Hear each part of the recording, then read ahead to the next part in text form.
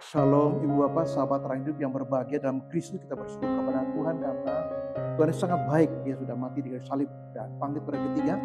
Dan Alkitab katakan setiap orang yang percaya kepadanya, kata Yesus kepada Nikodemus, dia tidak binasa melainkan berhidup kekal. Kita bersyukur kita sudah selamatkan dalam Yesus. Dan bersyukur juga hari ini karena kita sehat. Kita dapat kehormatan untuk belajar tema penting ini tentang studi kasus. Cara mengatasi pernikahan beda agama. Cara mengatasi pernikahan beda agama. Ya, saya baca satu ayat dari 2 Korintus 6 ayat 14. Firman Tuhan, janganlah kamu merupakan pasangan yang tidak seimbang dengan orang-orang yang tidak percaya. Sebab persamaan apakah terdapat antara kebenaran dan kedurhakaan? Atau bagaimanakah terang dapat bersatu dengan gelap? Jadi pernikahan Kristiani yang ideal adalah mereka sama-sama sudah percaya Yesus dan bahkan bertumbuh dalam Kristus. Ini hal yang pertama. Sebab bagaimana mereka bisa mendidik anak mereka kalau mereka sama-sama punya nilai berbeda.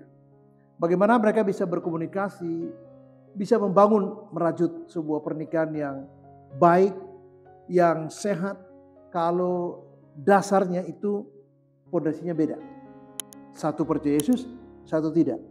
Nah, dalam konteks pernikahan Alkitabiah, Kristiani maka sama-sama ia akan menikah, mereka sudah dalam Kristus. Ya, sehingga mereka bisa mengatasi berbagai macam hal bersama-sama dengan nilai yang sama, yaitu Kristus sebagai kepala dan menjadi dasar dari pernikahan mereka, dan Alkitab menjadi panduan daripada kehidupan perjalanan pernikahan mereka. Nah, ada banyak sekali konflik dalam pernikahan. Ada banyak perbedaan pendapat, ada banyak sekali nilai, ada banyak sekali godaan, ada banyak sekali tantangan.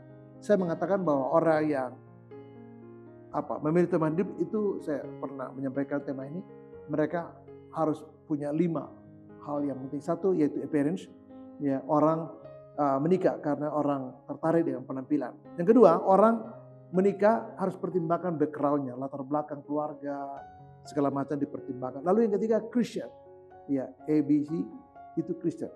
Dan D itu adalah devotional, orang yang bukan cuma Christian, tapi dia betul-betul punya maturitas dalam Kristus. Dan yang terakhir adalah education. Nah, ketika kita menikah, pertimbanganlah 5 aspek itu. Ya, kalau kita menikah tidak berdasarkan prinsip ini, maka ini menjadi kasus yang tidak sederhana. Karena harus dipecahkan. Nah, bagaimana kalau orang itu pacaran tidak seiman? Nah, diarahkan salah satu untuk dilayani.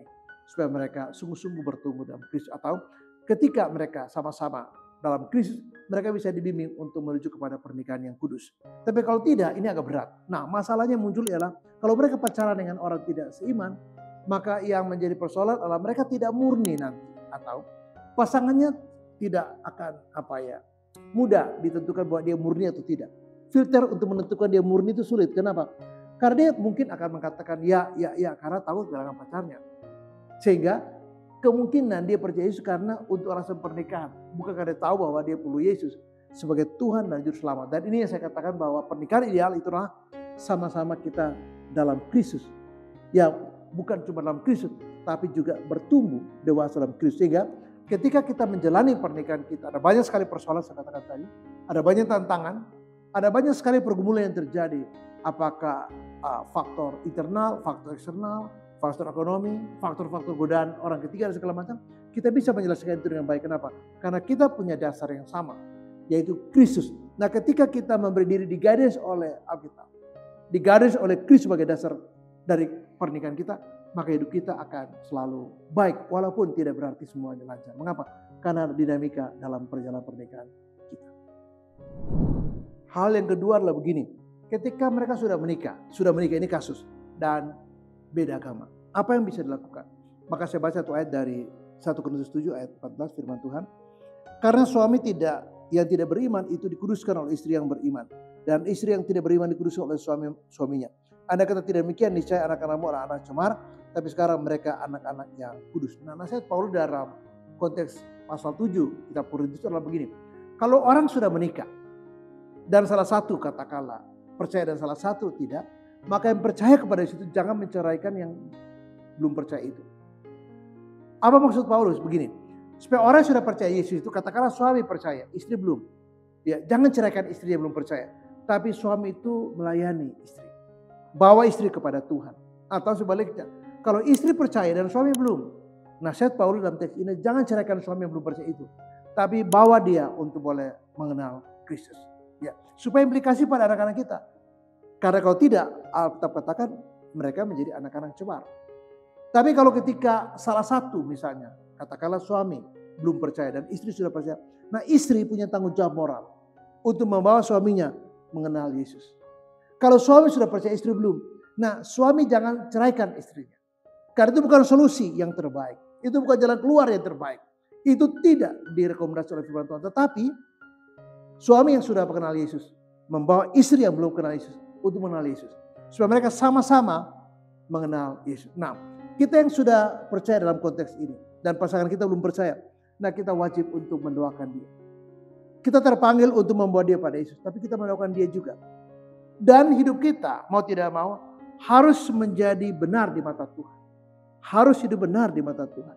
Kita bertobat sungguh-sungguh, sebab dengan bertobat sungguh-sungguh kita punya buah-buah kehidupan yang baik. Pasangan yang belum percaya Yesus bisa melihat, oh pasangan saya luar biasa ya. Kalau dia adalah seorang istri, belum bertobat, dia lihat suaminya luar biasa ya. Mencintai dia, mengasihi dia, melindungi dia, memahami dia, mendukung dia. Bahkan membawa dia untuk mengenal Yesus.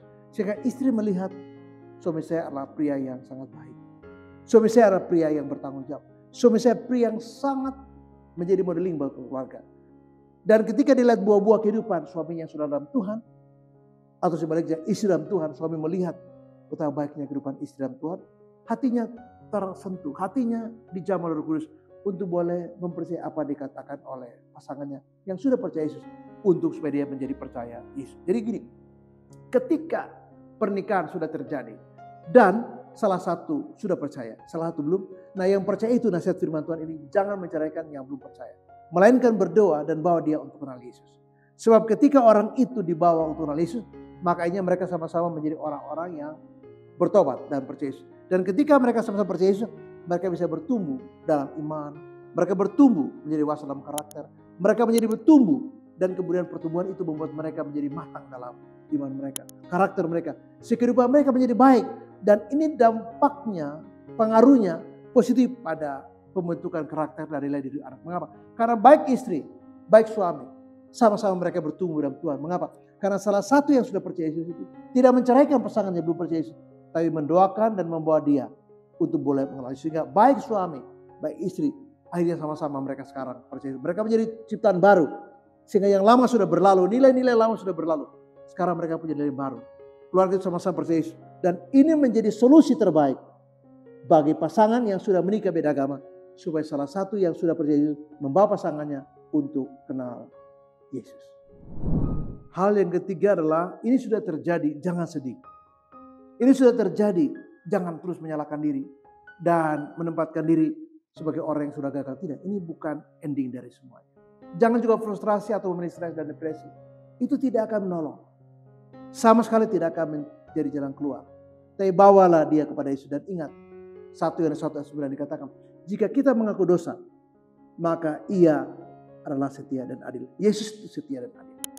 Dia akan mengampuni segala dosa kita dan mencucikan kita dari segala kejahatan. Jadi bawa kepada Yesus dan percaya bahwa Tuhan Yesus adalah jalan keluar.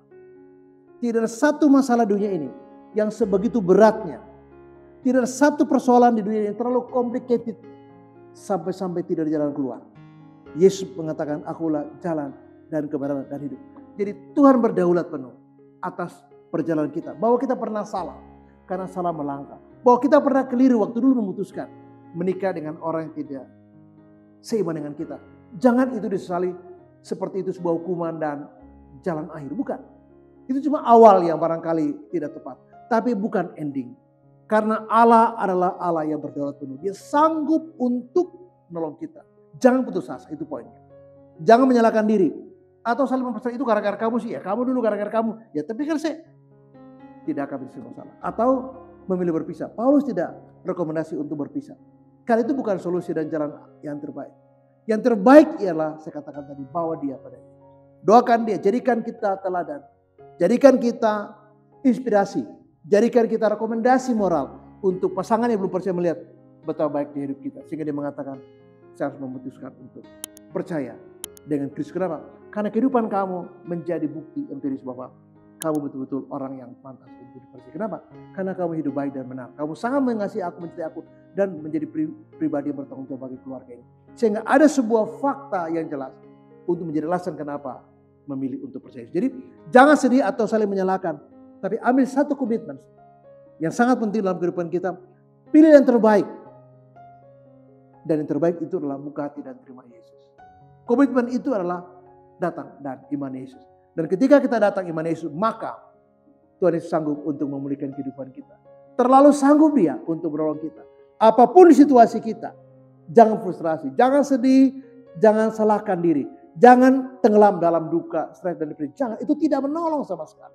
Tidak akan sama sekali memberi solusi. Apalagi bercerai. Jadi marilah kita berkomitmen. Ambil satu komitmen penting dalam kehidupan kita. Ambil satu keputusan penting. Buat pilihan terbaik dalam kehidupan kita. Apa itu? Datang dan berlutut di kaki Yesus. Katakan, Engkaulah Tuhan dan Juru Selamat saya. Dan itu menjadi solusi yang terbaik bagi pernikahan model seperti ini.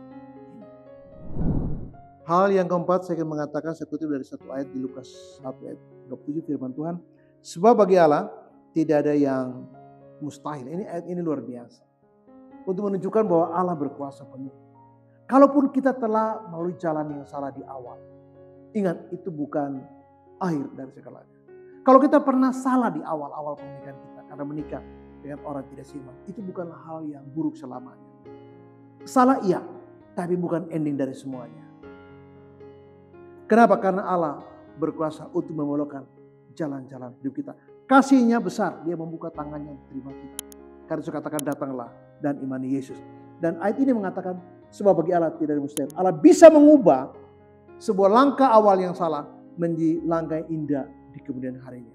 Sejauh kita membuka diri dan percaya Yesus.